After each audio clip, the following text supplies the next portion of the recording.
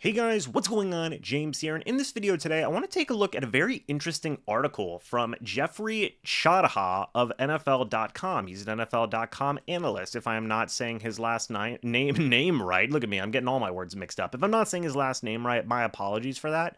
But he did come out with a very interesting article, which is one question for each advancing/eliminated NFL playoff team. And this was going into Championship Sunday. And I wanted to take a look at this article because I feel like it is a very interesting, very solid article. Now, I'm not going to show you guys the entirety of the article. If you do want to go see it, go check it out over at NFL.com. But the question for the Tampa Bay Buccaneers is this: did Tampa Bay find its franchise quarterback in Baker Mayfield? Now, that's a very powerful question, right? And I also feel like that is not an easy question to answer because a lot of people can have so many different types of definitions of what a franchise quarterback is. And especially regarding Baker Mayfield, there are going to be some people who are going to give a resounding yes. There's going to be some people who are going to give a resounding no. And there's going to be some people who just aren't sure at the end of the day. So that is a very tough question to answer. And that is possibly, I wouldn't even say possibly, it very well may be a question that the Buccaneers are going to have to answer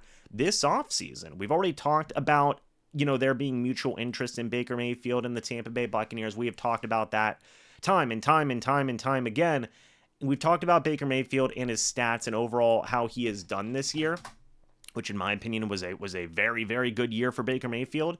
Is this going to be a guy the Buccaneers want to give 30, 35, $40 million on a 3, 4, 5-year deal, guys? Something along those lines. That's a huge commitment to a guy who has only been a part of the team 1 year. But I say that by also saying this: Baker had a good year. He did. He had the most passing touchdowns he's had in his entire career. He had the second least amount of interceptions he's had in his entire career. He threw the most passes he has in his entire career, passed for the most yards he has his entire career. This was, by all accounts, the best year of Baker Mayfield that we have seen, even in the playoffs. He went out there and crushed it. 6 touchdowns, 2 interceptions, 686 receiving yards, and a 1-1 record. So Baker now has 2 wins and 2 losses in the playoffs. He's been to the playoffs now twice in the past 3 years. In 2020, he went, and then in the past 4 years, my apologies, he's been to the playoffs twice. So that's notable. That's a good job from Baker Mayfield as a quarterback, in my opinion, where he can take 2 different teams to the playoffs in 4 years. It's pretty good when you look at it like that. Of course, things did not end well with the time with the Cleveland Browns and whatever the heck happened in Carolina and the LA Rams and everything that went on with the Browns and everything. But you take a look at 2020, which was 4 years ago. You take a look at 2023.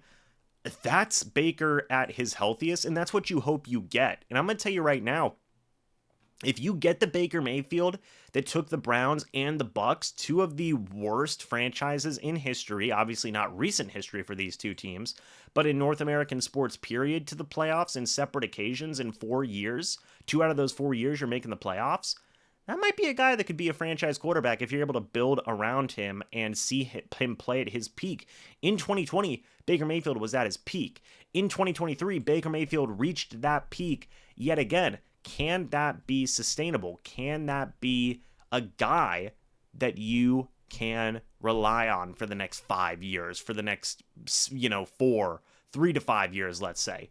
I don't know. I think that the answer is more possible than not, but we don't know at the end of the day. You take a look at what his contract situation is. If I can type, his market value is expected to be $27.1 million, a 4-year, $108 million deal. That's certainly paying a guy like he's a franchise quarterback. If he's going to be making more than that, these are the comparables, by the way. The average salary for Geno Smith's 25. The average salary for Derek Carr is 37.5. Daniel Jones is 40.